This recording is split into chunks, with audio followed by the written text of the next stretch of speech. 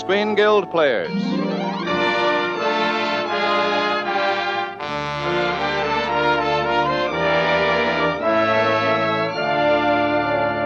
The Screen Guild play tonight, Suspicion. the starring players. This is Joan Fontaine. This is Basil Rathbone. And this is Nigel Bruce.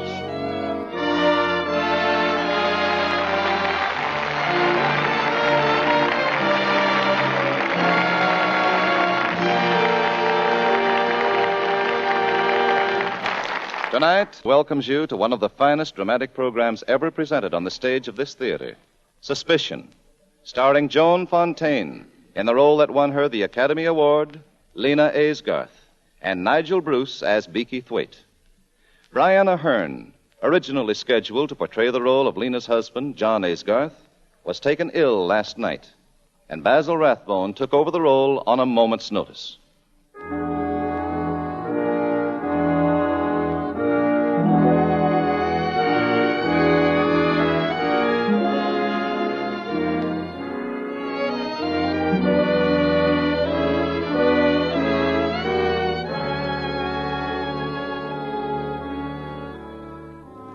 I am Lena Aysgarth. I have been married to John Aysgarth for the happiest months of my life. But those months are past. I have been living in terror for weeks.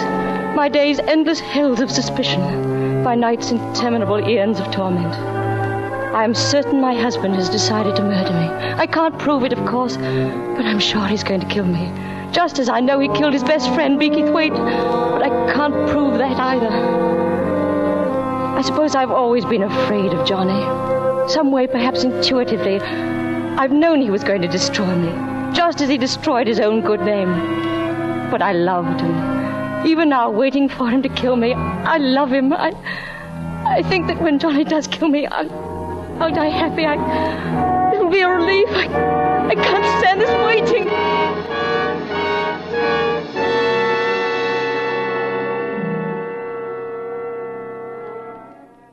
Johnny had a reputation for wildness before our runaway marriage. One of those generally bad reputations to which no one could supply any specific details. And I wouldn't believe generalities. I was supremely happy during our honeymoon, troubled only by the tremendous expense of our trip. But whenever I mentioned money, Johnny refused to answer. When we reached our new home, a mansion far beyond my most extravagant dreams, I learned why Johnny had avoided the subject of finances. Johnny received a telegram. Is it bad news, Johnny? No, dear, no. It's, it's from an old friend of mine. Stupid fellow. He wants £1,000. You couldn't spare 1,000, could you? 1,000? What does he want it for? Oh, hanged if I know. Probably because I borrowed it from him. You borrowed it? Why? Because I was going on a honeymoon with the loveliest girl in the world, and I wanted to make her happy. Well, didn't you have any money of your own? No, not a shilling. Well, I still don't understand. Are you broke? Broke, darling? I've been broke all my life. Why didn't you tell me?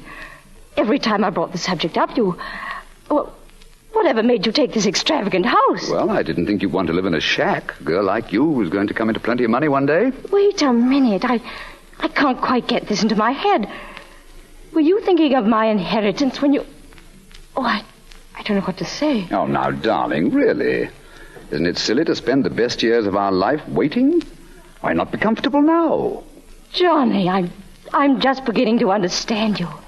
You're a baby. Oh, I know you didn't marry me for my money. You could have done much better elsewhere, but my income will never pay for all this. Well, what about your father? You wouldn't actually want to live on your wife's allowance, would you? Answer me, Johnny.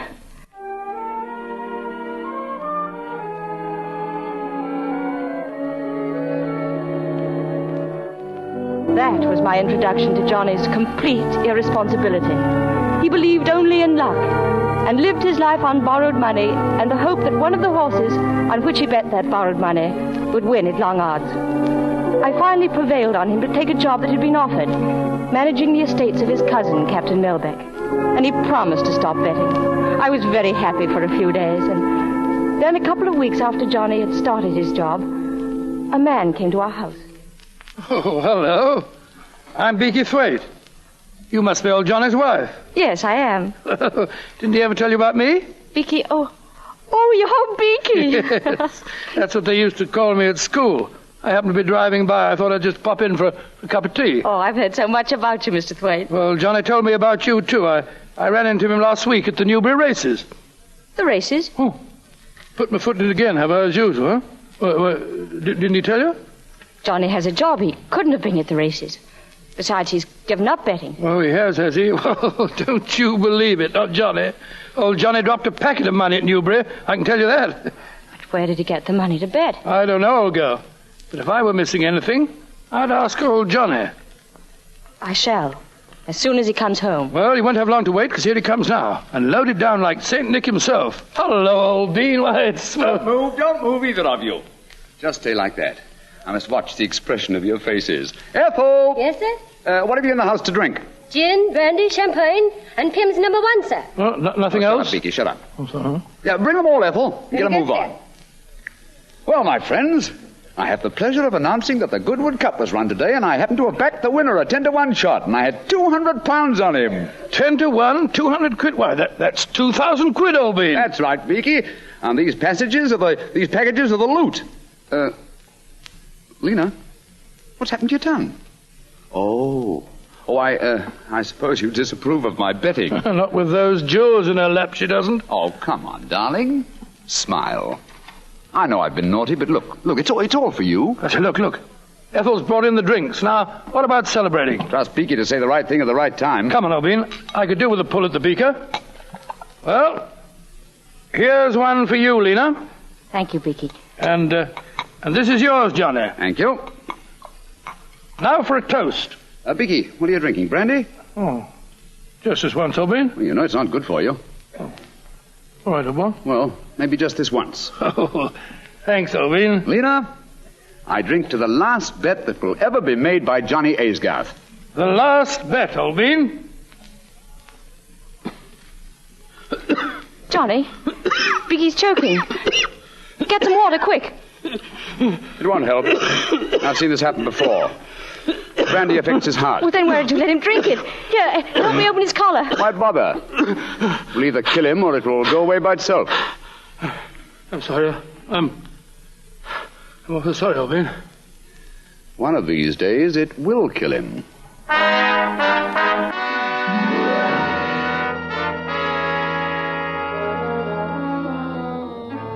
That was the first time that my intuition warned me of the cold-blooded savagery inherent in Johnny. It frightened me to watch his eyes as he stared at Beaky, painfully struggling in a heart attack Johnny could have prevented. After that day, our life together took a definite turn for the worse, and one shock followed upon another. I'd been up to the bookshop to get some murder mysteries, which were Johnny's only reading matter, when an old acquaintance stopped me. Hello, Miss Aysgarth. Oh, how are you, Mrs. Newsham?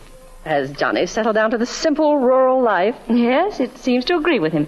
Abandoned all his vices, has he? Vices? What vices, Mrs. Newsham? Oh, such as betting at the races, for instance. Oh, he's no time for that. He's much too busy with his job. Is he? He was at the Merchants' races yesterday. He was? Oh, how interesting. Good afternoon.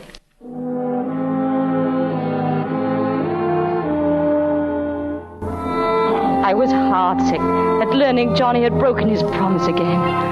And then I went directly to Captain Melbeck's office where Johnny worked to ask Johnny for the truth. Oh, good afternoon, Miss Aysgarth. Good afternoon. Is Mr. Aysgarth in? Mr. Aysgarth? Why, no. Well, when do you expect him? Well, I really couldn't say. Perhaps you'd like to talk to Captain Melbeck. Yes, I would. Very much, please. Then please follow me. Mrs. Aysgarth to see you, Captain Melbeck. Why, Mrs. Aysgarth. What a pleasure to see you. Good afternoon. Do sit down. Thank you. Captain Melbeck, I don't want to impose upon you, but you're Johnny's cousin as well as his employer, and I wanted to talk to you about him. I'm terribly worried. Well, yes, I can understand that. But I told him I wouldn't prosecute. Of course, if... I don't understand. And I told him I wouldn't prosecute. What on earth are you talking about? You mean you don't... Well, what reason did he give you when I discharged him? When did you discharge him? 6 weeks ago. We had an unexpected audit, and the account showed a deficit of £2,000. When I looked into Johnny's records, I'm terribly sorry, Mrs. Aysgarth. He should have told you. You say you aren't going to prosecute? Not for the time being. I'll give him every possible opportunity of replacing the money, but, well, after all, I can't wait indefinitely. Does Johnny know that? Yes. I told him that unless he made good, he'd have to go to jail. And what did Johnny say? Oh, something about collecting on some insurance or something. He swore he'd pay.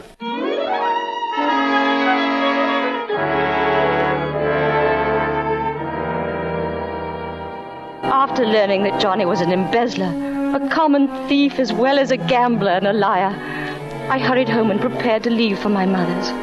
But while I was writing my goodbye note to Johnny, he came into our bedroom with a telegram telling me of my father's sudden death. He was very tender and sympathetic, and with his arms around me, I forgot his faults. After Father's funeral, during our drive home, I gave Johnny every opportunity to tell me of his trouble with Captain Melbeck, but he evaded the issue. Instead, he talked in a grandiose manner of the scheme he had of developing a stretch of rocky beach into a resort. He thought the development would require £30,000. And when we returned to the house, he began working on the scheme with Beaky. Who's going to put the money up for this development, Johnny? Why, I am, old girl, of course. Oh, I see. Well, the idea is mine, but the money's Beaky's. The company's going to be in my name, of course. But, Johnny... Look, darling, look. Let me show you how simple it is. Yes, but does Beaky understand it? Oh, perfectly, I think. You see, we buy up this land and then we sell part of it. That gives us 100% profit in no time. Then on the other part, we build something or other. Oh, Beaky, isn't it about time you grew up? Look here. What right have you to interfere with my affairs? Well, I wasn't really. I was only... Beaky, you better go up and change for dinner. Huh? Well, all right, Albin. Let me know if anything exciting happens. Now, what were you saying? Well, I was only trying to tell Beaky that he shouldn't leave everything to you. Suppose Beaky had taken you seriously. You'd have ruined the whole scheme. Do you realize that? Yes, but if it weren't any good... If I say it's good, it's good. I'm going through with this deal, and I won't stand for any interference from you or anyone else. Is that clear? Yes, that's clear. Johnny, you're hurting my arm.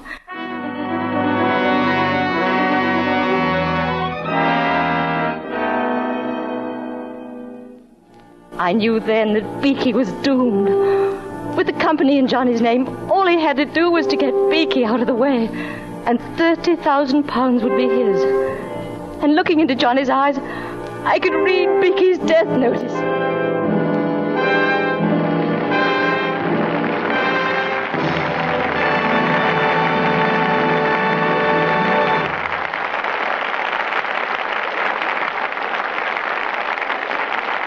And so the curtain falls on the first act of Suspicion, adapted for radio by Bill Hampton.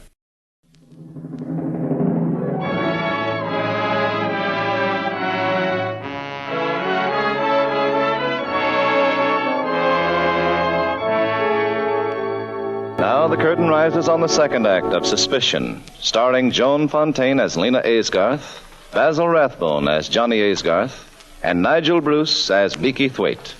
Lena continues her story.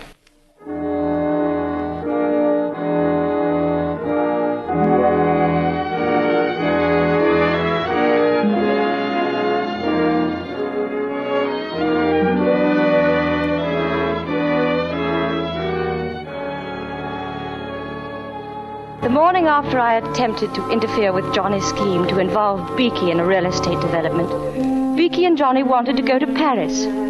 Certain that Johnny would take this opportunity to kill Beaky for his money, I opposed them. And reluctantly, Johnny appeared to give in. I'll tell you what I might do, Beaky. I might drive up with you as far as London. Well, that's a good idea, Albin. How about that, Lena? Well, it seems to me Yes, that... I know, darling. It seems to you that I should be looking for a job. Well, I'll have much more chance of getting a job in London than I would anywhere around here. Yes, of course he would. I say, Lena, do let him come. Well, I don't see very well how I can stop him. Hey! But only to London, Johnny. Promise me you won't go to Paris. I promise, and if things work out as I think they will, we'll be able to afford a little better living when I get back.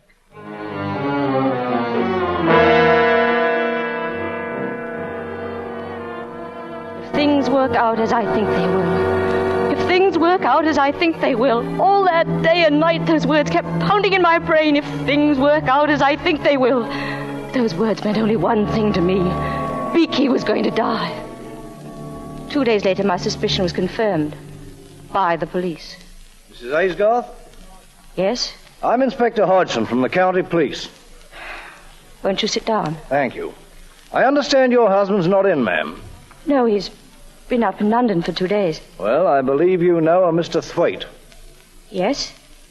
He's a close friend of my husband. Was a close friend, ma'am. Mr. Thwaite died under mysterious circumstances in Paris, and we're making inquiries on behalf of the Paris police. They found some papers on Mr. Thwaite's person which indicated he just formed a corporation with your husband. Oh. What do the French police think caused Mr.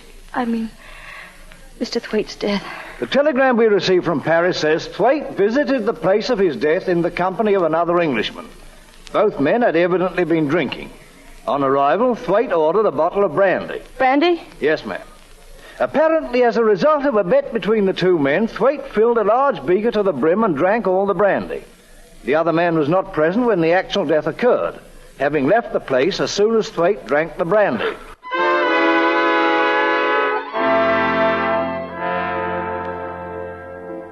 I could easily imagine what had happened. I'd seen Beaky drink brandy before, as had Johnny. Johnny, Beaky's choking. Get some water. I've seen this happen before. Brandy affects Beaky's heart. It'll either kill him or it'll go away by itself. One of these days it will kill him. I remembered that. And it was all the proof I needed that Johnny had murdered his best friend Beaky by tempting him to drink brandy. It was very clever. There was only one slip-up. Johnny didn't get Beaky's money. The corporation papers weren't signed right or something. Johnny's desperate now, I know. Captain Melbeck has been phoning him all day, every day, insisting that Johnny replace the money he embezzled. Oh, that's why I'm so certain Johnny's going to kill me tonight. I read a letter that came to Johnny from my insurance company. He was trying to raise a loan on my insurance, but the company wouldn't grant it. According to the terms of the policy, the letter read, payment can only be made in the event of your wife's death.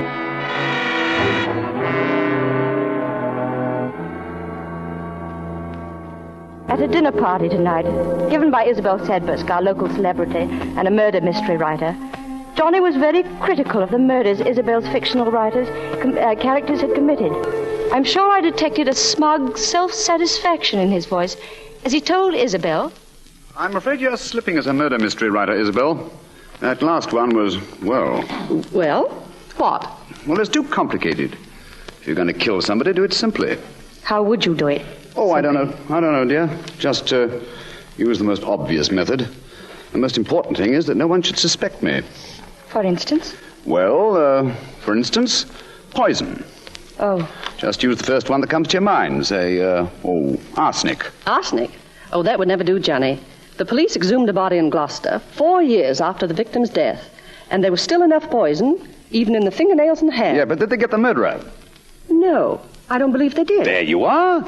This very minute, there are hundreds of people who have committed murder walking about freely, thousands of them. Do you suppose those murderers are happy, Johnny? Oh, I don't know, dear. Why shouldn't they be? Fear of discovery, Johnny. So long as arsenic leaves traces. Yes, but it seems to me that by now somebody should have discovered a poison that can't be traced. You must have heard of one, Isabel. Why, I'm planning a very interesting corpse for my next book, Johnny. Ha, ha, ha. Don't change the subject, please, Isabel. I saw that startled look in your eye when I mentioned an untraceable poison. Come on, what is it? I wouldn't tell in a million years. Well, I won't give you any rest until you do, so you may as well tell me now.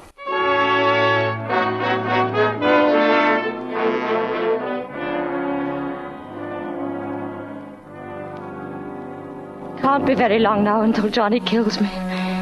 He learned the name of the untraceable poison from Isabel, and after bringing me home, we went for a walk in the village. When he returned, he came up to my room, but I was too nervous to talk to him. Now he's downstairs getting me a glass of warm milk, and I'm certain the milk will contain that poison. That's Johnny now. I wonder if it'll be very painful. I hope not. I don't want Johnny to know that I suspect anything. I can't stand this waiting. I can't stand this waiting. Lena, darling. What in the world's wrong? Oh, Johnny. Johnny. Oh, my Johnny. dear.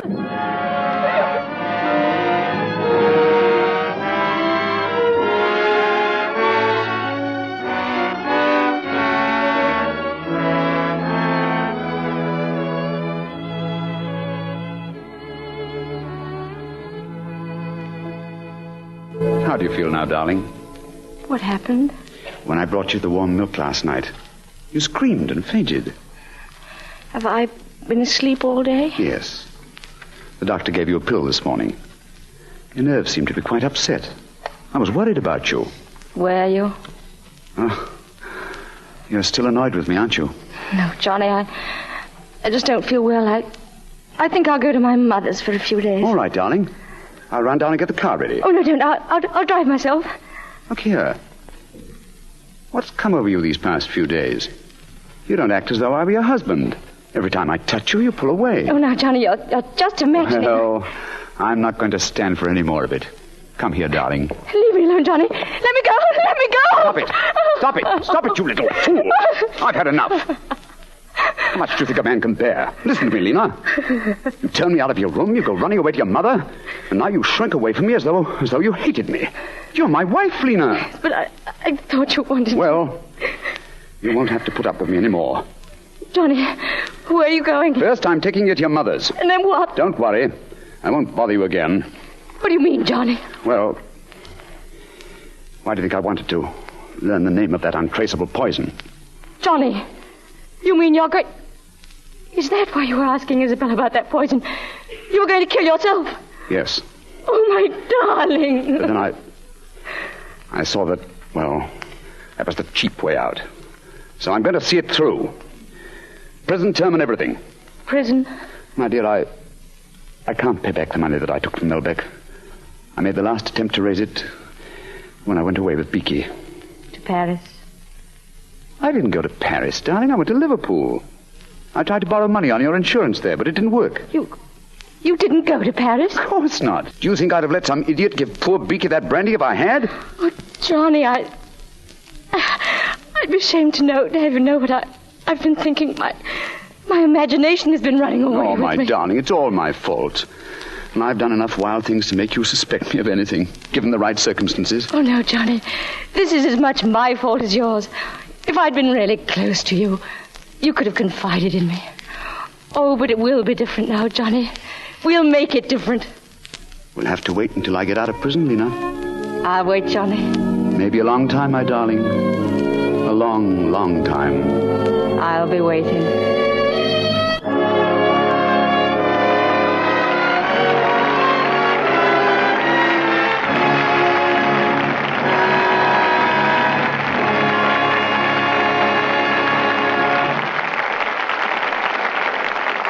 Thank you, Joan Fontaine, Basil Rathbone, and Nigel Bruce for your splendid performances.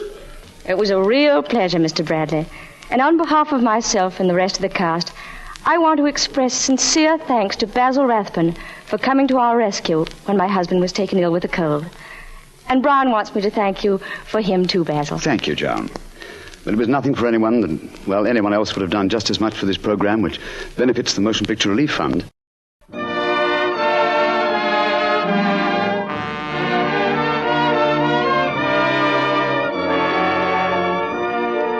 Music on tonight's show was arranged and conducted by Wilbur Hatch. This is Truman Bradley speaking and saying thank you, good night. This is the Columbia Broadcasting System.